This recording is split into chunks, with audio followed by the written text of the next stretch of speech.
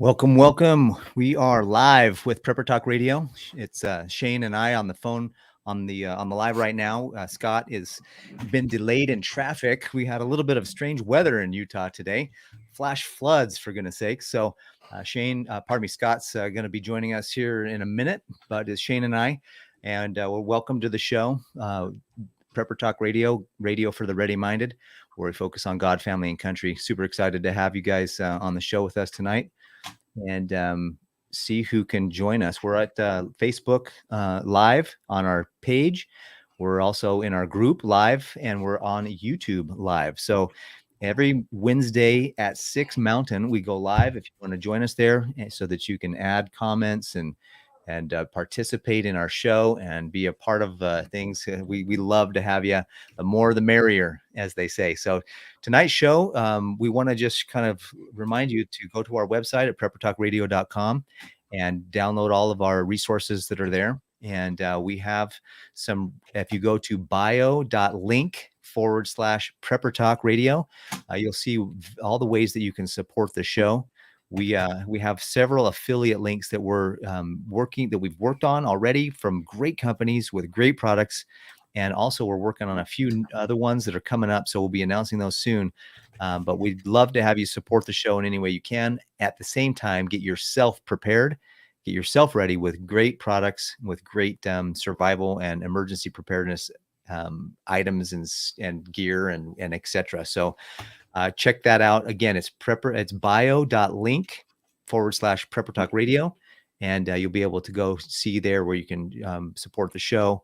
It'll be a link in the description as well. And you can also join our email list off of that. So that's kind of our socials, where we have all of our socials as well. So tonight we're going to be talking about how to pick a handgun. Why I picked mine, why Shane has all the ones. Shane's got a collection, so we're going to have some fun with Shane's collection. Well, see, Mike he already started off us off on the right foot there. G19, right? Glock 19, right? It's true. And Mike, feel free to chime in. Why did you choose the Glock 19? And of course, we'll get into it as well. I was going to start off with the Glock 17. Paris, I believe, has the Glock 19 as well. That is his go-to. Is that correct, Paris? Yeah, let me make it safe real quick so I don't kill myself or my neighbor. But this is my G19, and what I really did was I went down to the local gun store with my wife, the gun range, I should say, and we shot a bunch of different styles and a bunch of different versions.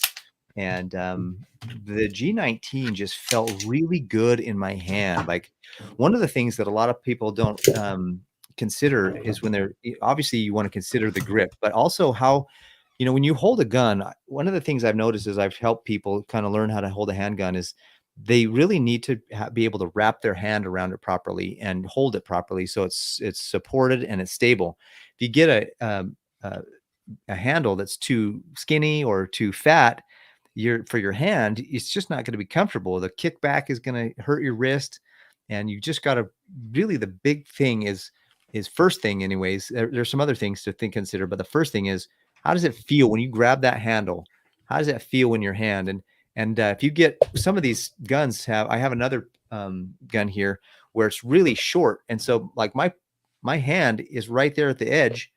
And if it's shorter, if it's up here, sometimes when I put the magazine in, I'll actually clip my finger and it hurts. And so I don't want to do that. So yeah, anyways. So the Glock 19 is considered a compact, as in the grip is shorter. And depending on the size of your hand, whether your lower three fingers will fit on the grip entirely, the Glock 17 is considered a full size. So you can see the grip is longer. Of course, it has more capacity as well. And the barrel is longer as well. So that's the main difference between the Glock 17 and 19. And like you said, Paris, the first thing, obviously, when you pick up a handgun is, oh, wow, that's comfortable or not, right? Especially if you don't have a lot of experience, you may not know exactly what you're feeling. So when I first picked up a Glock, I picked it up. I'm like, that was my reaction. So my first handgun that I carried every day was the Springfield XD. And the reason I chose this is because, like you, I picked it up and like, oh, that feels good. So that should be, for the most part, how it feels in your hand, that you Yep. can press the trigger properly, right? You've got a good reach around the grip. And a lot of guns nowadays come with back straps where you can add on to the back for more thickness or a thinner grip. I think that's really important. And the XD at the time didn't have one. I don't think they ever did. But this fit me really well. So I lived with the XD. I had multiple XDs for probably about 10 plus years. And because it fit my hand really well, the trigger was nice, a lot of different things which we can get into details. But that's where my journey pretty much started, other than some other miscellaneous handguns that I owned. But for everyday carry, it started with the XD because of that, because it felt good in my hand and I could shoot it. And then later on, I started another journey to where, okay, why are there so many different handguns? And that's the good part about today. There are so many great handguns. You don't have to go with a Glock. You don't have to go with an XD. You can almost not lose right now by so many great handguns to choose from. So first thing should be put it in your hand, see how it feels. Absolutely. Yeah, for as an example, this gun right here is a Kel-Tec 9mm. It just, my finger still is way down here. So when I put a clip in, or I put a magazine in, sorry, I said clip. I should. Yeah, you're that. Yeah, I'm retarded since I said that. I put a magazine in there. It pinched my fingers for several times, and then it wasn't very comfortable to shoot because I didn't feel like I could get my hand around it and really hold it steady. So that was one of the reasons why, like when I got this gun, I shot it a couple times. Actually, this gun, I got a really good deal on it. So it was like, that's important. I'd rather have important. Absolutely. Yeah. So it's like, even if the gun doesn't feel good, but if you get it for like, well, I got this gun for $40. So it was worth, it was a pretty good deal. Yeah. And that's a killer deal. For me, that was like, okay, for $40, I'll take it, whatever. I don't care how it feels in my hand. I want to have another gun in case. And so I think I actually shot this last time I went with my wife and my daughter. I took them shooting, and we tried the SIG P365, which is this. I don't know. It just says Facebook user here. Sorry, I don't know who you are, but I would tell your name if I did. But that is a really nice gun, and I like it because it's compact, it's small, it felt good in my hand, and it has the 12+1. I was talking with my neighbor yesterday, and we were talking. We were out, at putting the garbage out and doing the trash can. We were out around the trash cans talking about our guns, and we kind of like he showed me his, I showed him mine. It was kind of a fun thing, little manly little interaction there. And we were talking about capacity, and capacity is important. The Shield is another great gun. I really want to get a Shield, M&P Shield. Even the SIG P365 is nice. The regular one, not the XL. The regular one is a nice gun, but there's just that it doesn't hold very many bullets, and it's like 8+1 if you're lucky. And so it's hard to, that's one thing as well that I like. I want to have a gun that's going to have enough bullets in there that I can take care of it.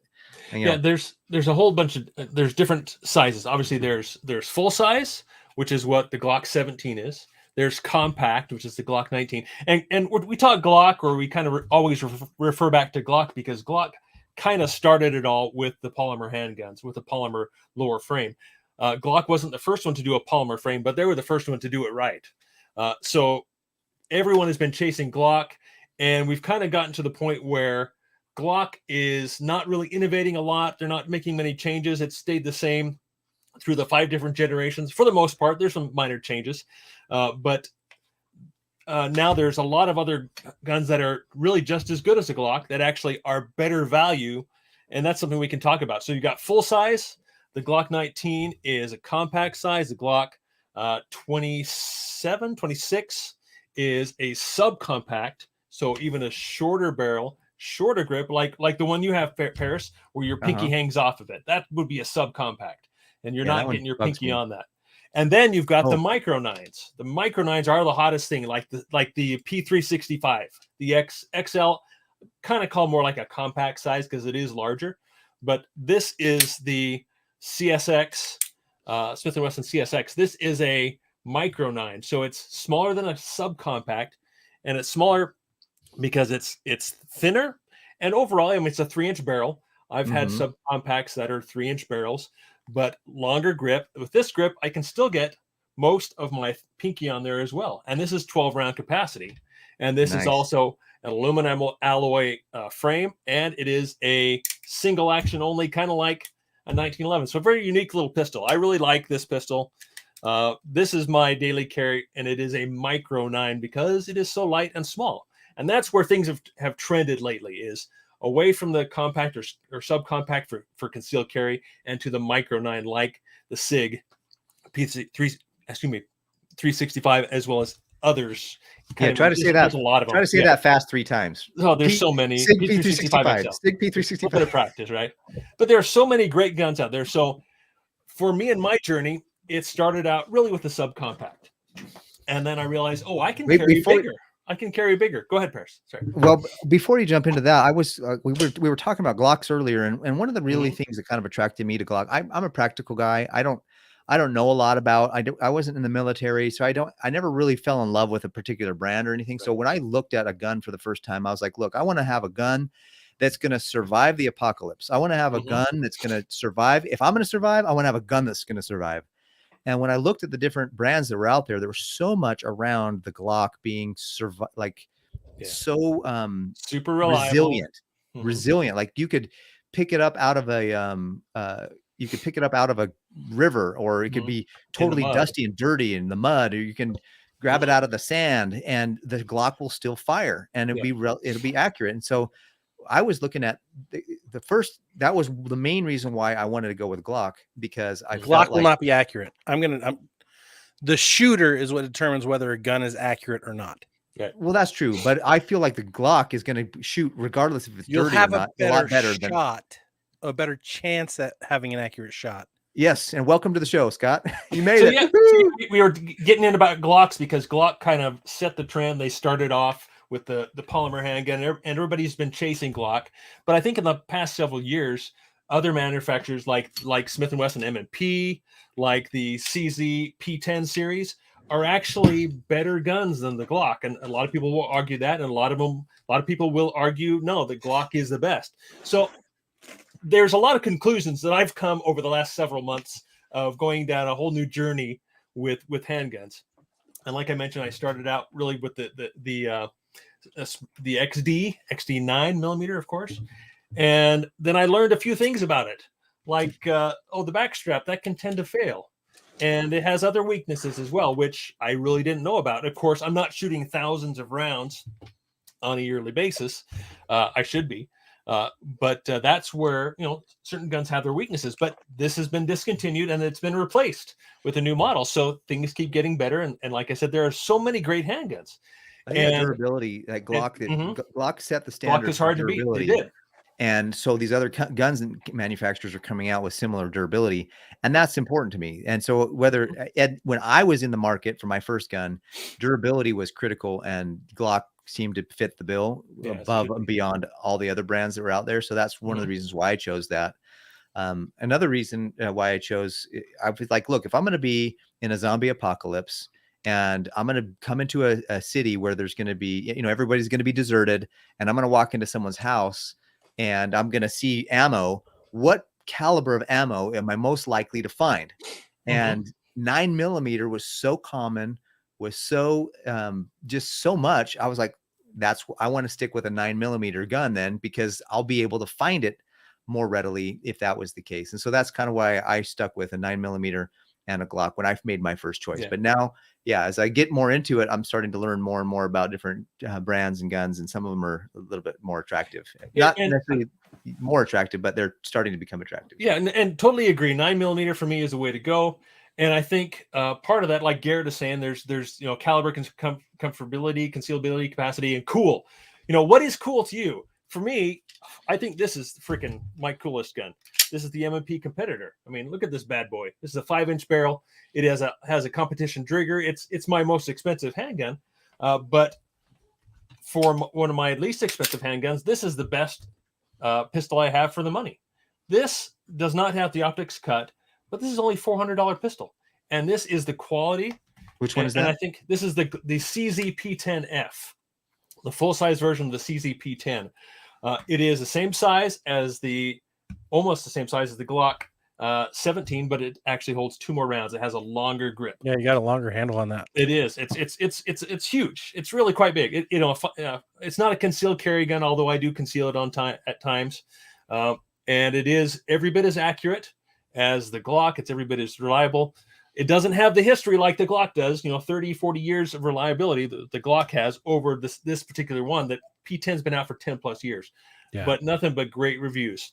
So compare to a $400 gun to a $700 gun plus the different sights I added, plus the better trigger I added. So the weaknesses with the Glock right up front are the cheaper plastic sights. The trigger people don't tend to like as much, although I have no problem with the stock trigger. And it's a little heavier. Is that what you're saying? It is a little heavier. It's a little squishier. It's not as crisp as some of these nicer like competition triggers, like on the MMPs or the CZs and such. So let me quickly is a big thing about choosing a gun. It's a big consideration. Well, so the funny thing is like I have the MMP9, right? Mm-hmm. That's my favorite one. Yeah. And I've got the Apex trigger. Right, you have an aftermarket trigger. So yeah, what I was getting to is that this CZ in its stock configuration with the trigger, there's nothing I need to do to this compared to like the Glock. I want to put new sights on it, put a new trigger on it. So there's a lot to be considered here, but I also changed out the sights on this one. I didn't like the stock sights as much, and I can get into that. But and that's the big thing. It's like any handgun you buy, really any gun you buy, it's not really yours until you start modifying it, right? That's my opinion. You customize until you've put rounds through it and found what you like versus dislike and change.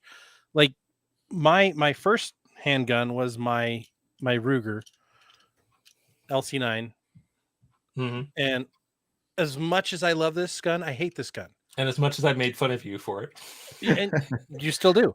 But the thing about it that I love is how compact it's tiny. Yeah, it's tiny, so it's easy to conceal, and that's why I purchased this gun.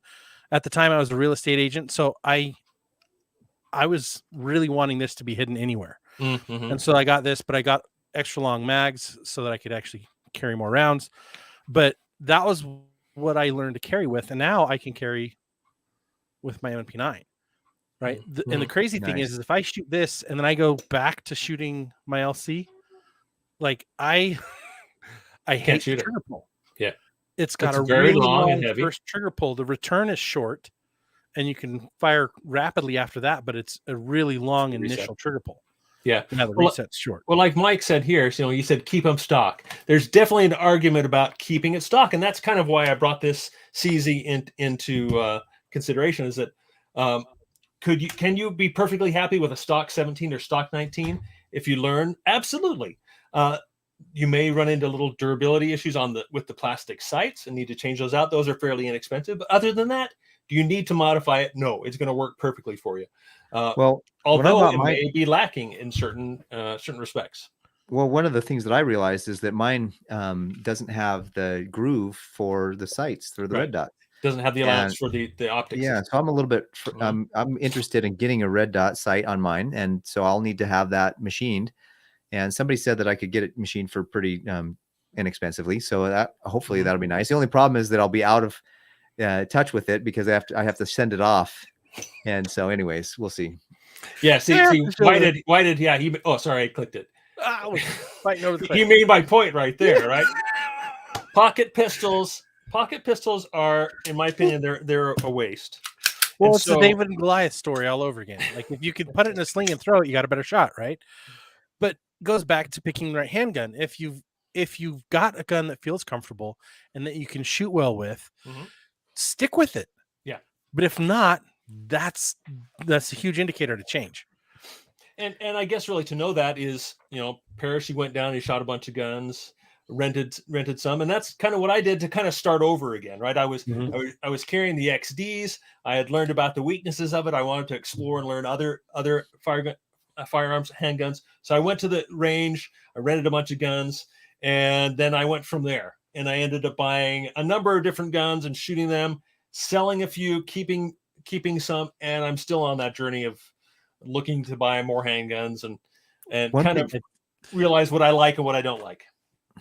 One thing I did this last time, journey. Yeah, one of the last time when I went shooting this last time, We tried the I can't remember what gun it was, but it was the shoot. I can't remember. Anyways, the handle felt good, but the grip was kind of slippery. So the minute you fired, the kickback was such that it kind of slipped in my hand. And I was like, ooh, the grip felt good without firing it. But then once I fired it, I realized it was a little too slippery for my hands. And that was a determining factor. So that's why it's important to not just, you need to hold it. Like first impressions are important, but then go fire it. Put, 50 or 100 rounds through it with your hand on it and feel how that kickback is in your hand. Because one of the things that I am learning to do as I pull the trigger is not, go sideways with because as you pull, you want to kind of pull towards the finger that's pulling. So you got to pull straight back. And so having that nice, good, solid grip and really be able to grab it with both hands and keep it supported while you're pulling is important, because if not, and that's what we were talking about earlier when it comes to trigger poundage. Like if you have a trigger that's really hard and you really have to squeeze hard, you're probably going to end up not hitting your target very often, because if the harder you have to squeeze, the more that's going to kind of potentially affect your grip and how you pull it with your, for those of you who are listening, you're not seeing my hand on the screen, but on the screen, I'm actually putting my hand back and forth as I'm illustrating with my finger how to pull the trigger. But the lighter, you don't want to get too light with your trigger, because then you might pull it too fast and hurt something before you're ready. But you want to have it not so heavy that you have to really squeeze hard to get it going. Otherwise, you're going to mess up your accuracy. And most guns nowadays have very good triggers. And I think and there's a lot of differences between triggers. You got to get out there and shoot them and dry fire them. But to kind of give you an idea, is that there's the double action. There's all of these are essentially single action, whereas it's a very light trigger pull. Whereas like a revolver, obviously is a double action, long trigger pull, long but smooth. You can pull the hammer back and have a single action shot, very light trigger, and you can play Russian roulette with that one easier. And we won't get into that. But this is a CZ75, so this is a double action and single action trigger. So when you chamber around, hammer comes back, you can decock it by pulling this lever, which shortens if I'm too close here, shortens the drops the hammer and shortens the trigger pull from full, if I can speak it correctly here, from being completely down on the bullet. You have a long trigger pull. By chambering around and then decocking, you shorten the trigger pull and lighten the trigger as well, but you still have a long trigger pull like a revolver. And that's part of the safety of the gun as well, as having a longer trigger pull. It makes it safer. But you can also cock it and have single action. So a very different action gun. This is also an all metal gun as well. It's heavier, different feel on the grip, different way you hold it.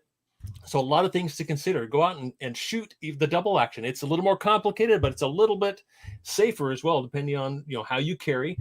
None of these really have safeties other than in the trigger, like you see here. Yep. The safety in this gun is a long trigger pull, right? The Glocks, they don't have a manual safety on it. The safety is in the little tab on the trigger, as well as internal safeties. So that's something to take into consideration as well. This one has a safety because it is only single action. You have to have a safety on that. So there's a lot to learn, but the thing I learned, to kind of put it short here, so we don't run out of time, is that there are so many great guns. Find one that you like, that you shoot well, and stick with it. And don't worry about trying so many different guns like I have here, right? Well, it's funny because like I tried a whole bunch of guns until I got to my M&P, right? And you're what, round 5 of trying new guns to see what you like? 7 or 8 or right.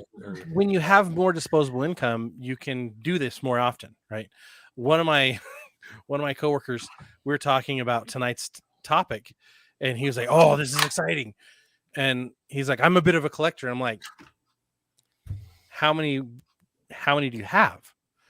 And he's like, "I'm up to 27." And I'm like, "Okay, oh yeah, you are a collector." Wow. Right? And we joked about how like the normal number of guns someone should have is starting at 5, right? Starting. That's a normal. Handguns in particular, or just guns? Just guns in general. Like that's when you know you're starting off right. Now, once you go beyond probably 10, now you're kind of getting into the collector side of things, right? You're more of a super enthusiast, right? It's the person who has one gun and only one gun that you have to worry about. Because all the crazies, the people that do the massive shootings and all the other stuff like that, they have one gun and maybe 2 or 3 for the incident, but they have only ever typically have one gun. That's where you got to worry about somebody. I picked the M&P after my second round of going through guns because of the trigger pull. I bought it modded, but then I also had the opportunity to swap out the back of my grip. So I have these little grip cases that actually change the thickness and the shape of the back of the grip. And the thing with the M&P is the texture is very aggressive. And I love it. I love the texture. And I can even do, like, this one is actually really big and thick. So like if you have giant meaty hands, you can really put a big grip on there without changing too much of the gun. And so for me, it was like, I mean, you were there the first time I shot this. And I was like, oh, I like this. Yeah. And went back and forth with the owner a couple times and finally got him to agree to sell it to me. I love it. I've loved it ever since. And I haven't wanted to try anything else except when I'm with you or when I'm with one of my other friends that we go shooting. I just, okay, yeah, I'll try something. But I'm not like, yeah, that's better. Well, and that's the thing is I have several guns that are very similar. You know, this is a 5-inch, this is a 4.5 inch. My Glock 17 is 4.5 inch. This is a 4-inch. And right now, if you ask me to choose, I don't think I could. I can say, oh, I definitely want to take this one. I definitely want this. You know, they have different purposes or different tools. To go shoot competitively at the range, this is probably a little bit more fun, more accurate, a little bit more of an advantage with that. For going out and concealed carry, this is probably what I would take here because I can put a light on this and I can conceal a little bit better than this 5-inch. Speaking of having the right holster as well is a big part of that as well. Did you answer and Tom's question? Go through different options. No, I didn't. So this holster I have for the Glock, I'm going to have to try and remember who makes this one. But there are a bunch of great holsters. And I honestly don't like this holster a whole lot. It's a little too tight. It's not adjustable as to the retention of it. And so I'm not a big fan of this particular holster, but I'll try and remember who that is. But there's a lot of great manufacturers out there. And I do like having the light on it. I have the night sights on this. I put in the tritium sights on that, if you can kind of see that. I don't know if you can see that very well. It's definitely hard. But I put these night sights on them, but they also are taller, so they co-witness with an optic I put on here as well. So what I was also going to mention about that is, say, like an M&P for value. So this gun is about $700 plus the taller sights plus the trigger. A better trigger, whereas you can go get a compact M&P with the raised sights, with the optic cut, with a better trigger for under $600. So an M&P is going to be a better value than the Glock. So you're looking about $900 to $1,000 for what you can get for $600 with M&P. And if you like how it feels, if you can shoot it well, you like how it looks, maybe that's a better choice than Glock. Tom just asked the question. P10. So Palmetto State Armory has a gun called the Dagger, the Glock 19 clone. Yep. Do you think that's a good? I haven't played with that one at all. I do have a Palmetto State Armory AR. I think my brother Garrett, if you're still on, you might be able to answer that because I remember you telling me about the Dagger. No, I've heard a lot of good comments about the Glock, the Palmetto State Dagger, which is the Glock clone. I've heard a lot of good about it. So I wouldn't hesitate with that. And same with like the Polymer 80. There's quite a few Glock clones out there, but I've heard a lot of good about the Dagger. Yeah. So that's my brother Garrett. He has 2 Daggers and he likes them a lot. He was telling me about them the other day or a couple months ago anyways. And so that rang a bell when I heard you ask that, Tom. And definitely a lot better value for what you get compared to a Glock. A lot less expensive, but you're still getting a lot of the same features. Probably a better grip angle. One of the things people don't like about the Glock is the grip angle. It sticks out more here than, say, like the M&P would. And so it's just more comfortable for certain people. And that, I mean, that's a big thing about Glock. Whereas I don't think the daggers have that same. They have a proprietary frame themselves, and same with Polymer 80. It's their own frame, and but it's all Glock parts. So just the Glock reliability, but different feel. I want to just mention real quick, we don't have an affiliate link, but Palmetto State Armory is a great site to go. They have sales and they have discounts, and you can get some really quality stuff for really cheap when they have their discounts and their like closeouts and stuff. So anyways. There we go. Kimberly just got her first Glock 19. See, this is exciting because like that's one of the key things that we'd like to talk about a lot, because security is such a huge issue for prepping. I don't know. There, a guy just posted recently on social media. He's like bagging on preppers. He's like, you don't need to go get food storage. You don't need to go get water. First thing you need to get is guns, because if you got guns, you can get everything else you need from the prepper. And I just laughed. This is a he's like a Grant Cardone type of guy. I can't remember his name off the top of my head all of a sudden, but I had to duet it and laugh at it, because I'm like, we preppers have guns too. Yeah. Like we don't just get food storage. Like the key is you've got to get the right things for your plans, for your homestead, your household, whatever your situation is. Like, and that's why this topic today is all about handguns. Like we could jump into ARs, we could jump into everything else, but like selecting the right handguns for you is ideal. It's key. Like I took my wife and we selected a different handgun for her. Ironically, her handgun is the most expensive handgun we have, because all the other ones we tested, she didn't like. She has the SIG. She has the Sig Sauer P238, and it was between that and the Glock, and went back and forth and back and forth and back and forth. And she couldn't. It took a long time. I think we went 3 times shooting, testing out, and the last 2 times it was basically, instead of testing 8 guns, she was testing 3 guns, and the SIG kept coming up. Mm-hmm. And so it's like you finally get what makes the most sense for you. But if you can start off more affordably, start off more affordably. Yeah. And once you get really comfortable, then you can start spending big money on stuff. But don't go out and be like, hey, I'm going to buy a $3,000 competition handgun with all these optics and all, like, and you've never shot. You like, can't that shoot just that gun well enough. You can't. Yeah. You're not going to be good enough to shoot that gun to its capacity, maximum capacity. I mean, most of these guns I can't shoot well enough for how good they are. I mean, pretty much all guns nowadays are going to be accurate. You don't have to worry about accuracy. They're going to have great accuracy. They're going to have good triggers. They're going to be comfortable. It just really comes down to your personal choice, how it feels in your hand, how well you can shoot it, how the trigger feels, the trigger pull. You know, there's a lot of things to consider with the trigger, and it's a big conversation, more than what we can just take here in the 45 minutes we take here. So hopefully this is just kind of gives you an idea that you don't necessarily have to have the best of the best, because so many of them are so very good. If you're going to be competitive and go out and shoot and train all the time, then yeah, you probably want to get very serious about choosing the right handgun.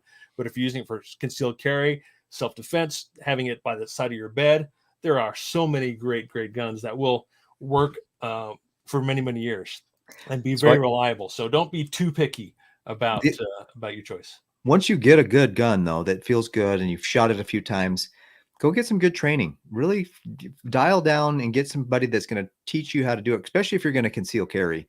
You don't want to be in a neighborhood or at a grocery store or at some other location in public, and you got to draw on somebody without having training in that type of thing. And so there's a lot of great people that are out there doing the training. One of the guys that we have had on the show is Todd Nielsen with Nielsen Training and Consulting. Mm-hmm. Definitely, you get a $25 off if you use Nielsen Training Consulting. Put a link in the description below for you guys to be able to use that. But I've trained with him, and he uses the Glock 19, and he's an operator. He's a Glock guy. Yeah, he trains special forces operators as part of his business now that he's retired. So you can get a really nice stock gun, start with that, go out, shoot it a couple hundred times, and then, like, for example, I got a nice holster. I conceal carry. I've had my gun now, been shooting it now for about a year on a regular basis. And I feel like I'm finally ready to get better sights or to get a red dot or to upgrade to the next thing. It's like I've been shooting this thing I probably put a couple hundred rounds now through it.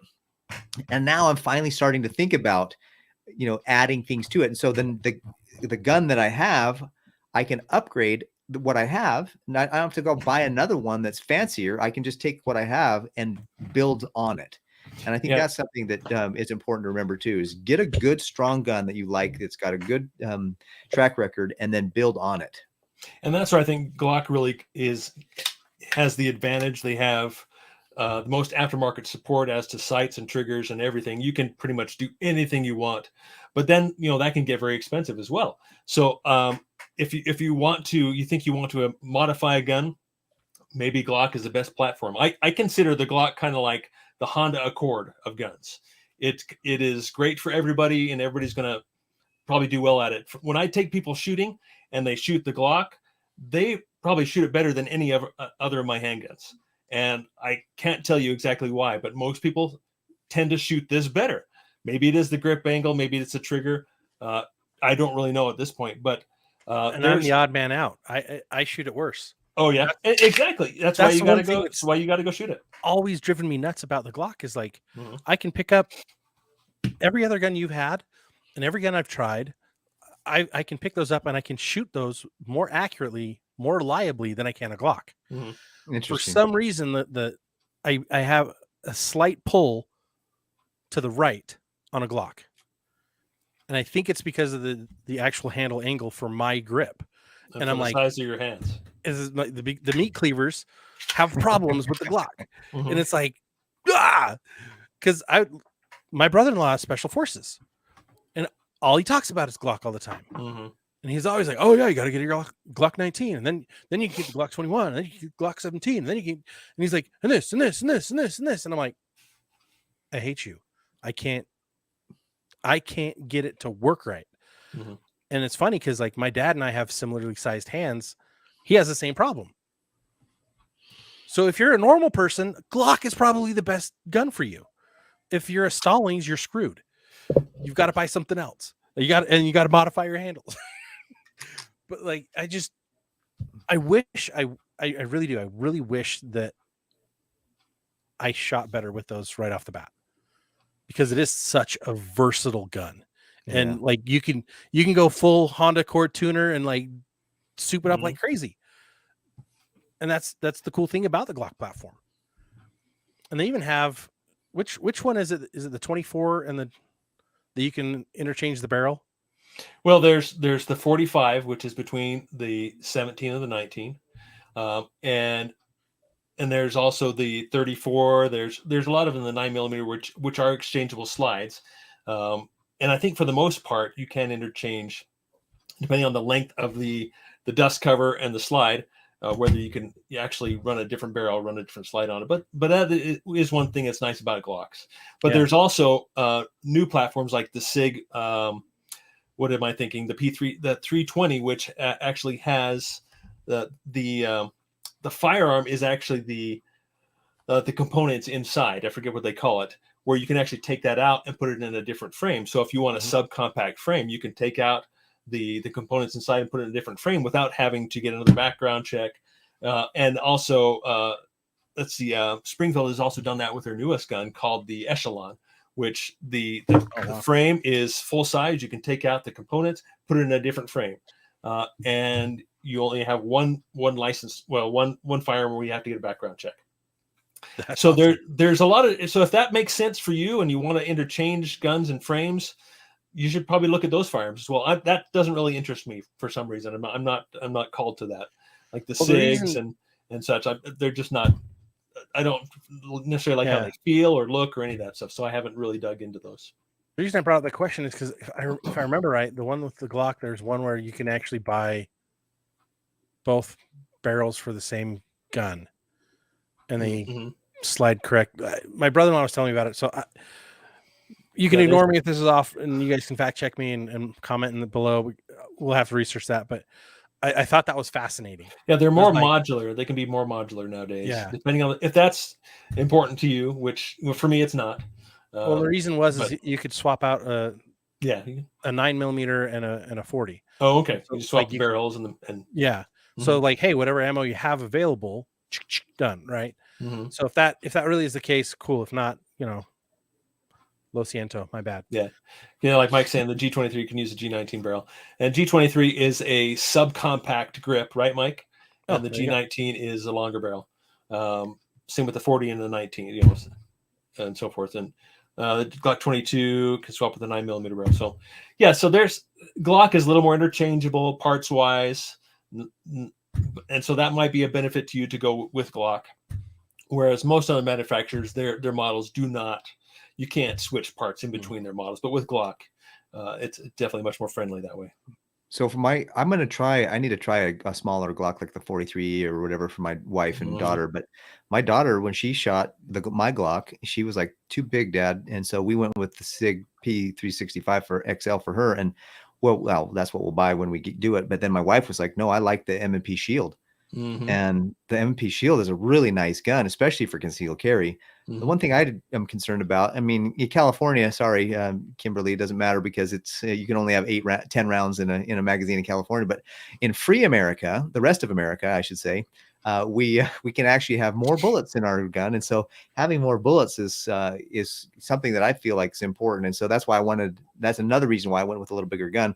Unless, like Scott said earlier, you get a magazine that has that's extended, and then you can have a few more bullets in there. So speaking of bullets real fast, like if you're going to conceal carry, you're going to want to probably go hollow point. And hollow point is when it stops, when it hits the target, it doesn't stop exactly. I mean, it has a better chance of stopping and slowing down when it hits the target versus a regular full metal jacket bullet is going to continue to fly and maybe hit 2 or 3 targets. And so if you're in a room or you're in public, you want to, and one of the concerns I had in my house was the front door turned like right where the front. So if I came through the kitchen and somebody's breaking into my house and I wanted to shoot that dude from breaking into my house, or if I needed to, that bullet could go through him or her and then into the wall. And my daughter's bedroom was on the other side of it. So I was like, I was nervous to figure out how, I don't want bullets to keep going.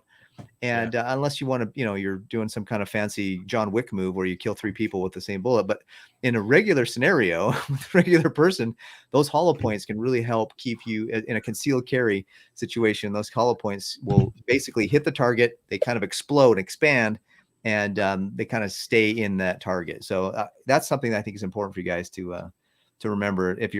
As you pick your bullets, if you're out concealed carrying, have your hollow points. But if you're at the range, don't do hollow points because hollow points are more expensive. If you're just practicing target shooting, keep those regular full metal jackets and just, get that practice in and shoot because you get the muscle memory and all that.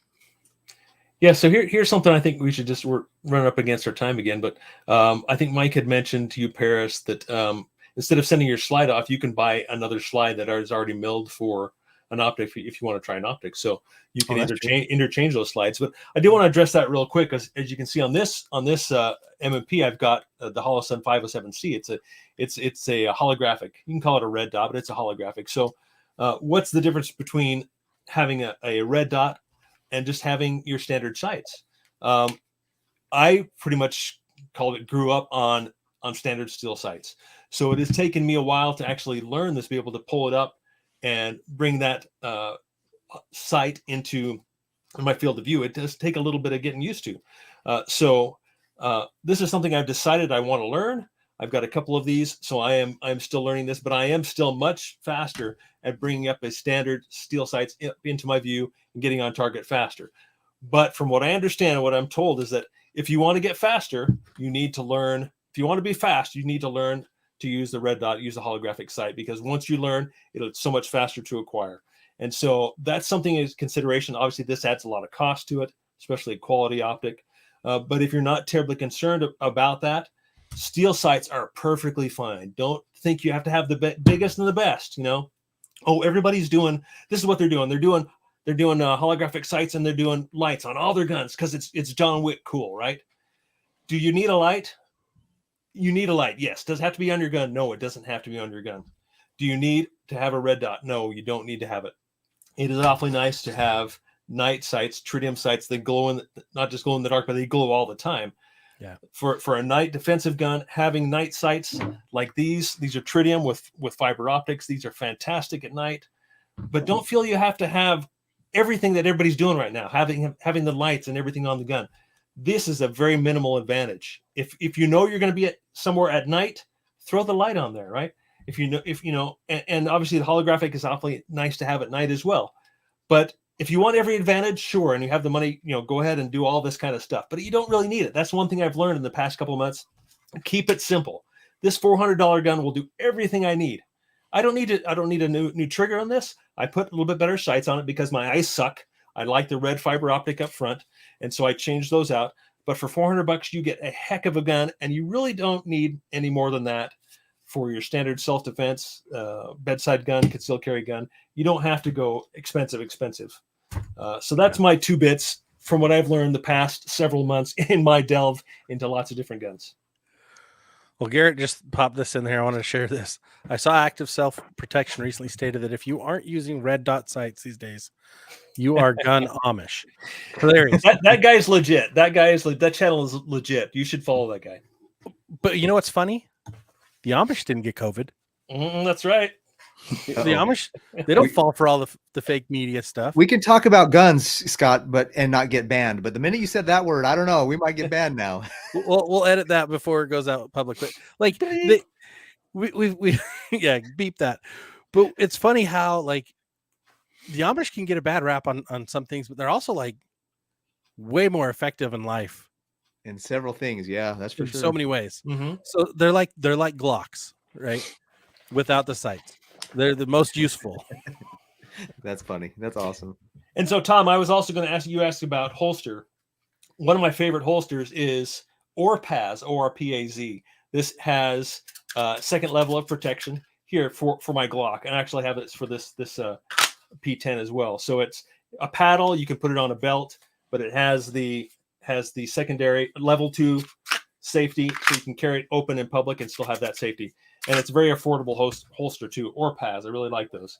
And then I'll get to the name on this other one I don't like, but there's a lot of really great ones out there, with or without the light holsters on that, Tom. Awesome. So, well, any other questions? Anybody else want to have anything to add real fast? Final thought. Going Go, back Scott. to 1847. all right. You've probably all heard the phrase, God created men equal. Colonel Colt made God created men, but Colonel Colt made them equal. Like, oh, the Colt, the revolver, the gun. Colt, Got it. Colt became legendary because in 1847 he sold 1,000 to the Texas Rangers. That's how that gun got so popular. It was before that, right? And so when you look at carrying, you've got to find what works best for you. If you're a police officer, you're probably going to get issued something. If you're in the military, you're going to get issued something, right? And you're going to get so used to what you have, that'll probably be what you stay with for most of your life. As a civilian, you've got a lot more flexibility to just go play. Yeah. Right. And the more you play with those options, the more you do your own hands-on research, the more of an equalizer it becomes for you. Mm-hmm. And the better protection piece it becomes for your family. And with the way, go ahead, Scott. Sorry. I was just going to say, that's the key, making it a protection piece for your family, for you as an individual. Unless you're armed, you're not free. Mm-hmm. Amen. Mm-hmm. Yeah. If you look at all the countries that have given up their rights to bear arms, you'll see very quickly, shortly after that, they're given up to tyrannies and other potential government that they're equal equivalent to that. I just want to close off with the answer to the violence that's happening in the world today isn't to take guns away. It's to get the guns into the hands of good people who are trained, who know how to use them, that can defend themselves. We don't want to be on the attack. We don't want to be on the offensive. We want to be constantly on the defensive. Every bad guy, everybody that I ever have talked to that's in the world of training people in guns says that bad guys, when they know that other people have guns, they think twice. They don't act. They go places where they think people will be unarmed and not have a way to defend themselves. That's what bad guys think. So if you think that taking away guns is the answer, you're on the wrong channel. Mhm. Our answer is get more guns into the hands of the citizens so that these bad guys are thinking twice and thrice and 4 times before they make any choices. Because the minute they walk into a crowd, I want to have half a dozen armed citizens conceal carrying that can take them out, and so that the threat is neutralized way before it becomes a mass shooting or a mass problem like that. So that's our answer at Prepper Talk Radio. And again, thank you so much for listening. Thanks for being a part of the show. Thanks for you guys participating, Tom and Kimberly and Whited and Utah, Mike and Garrett. Thanks for being on the show. Thanks for being on the live. And Jeff Powers earlier. Appreciate it. You have been listening to Prepper Talk Radio, radio for the ready-minded, where we focus on God, family, and country. And until the next time, have a great day, have a great week, and stay ready-minded, and keep your head on a swivel. See you next week.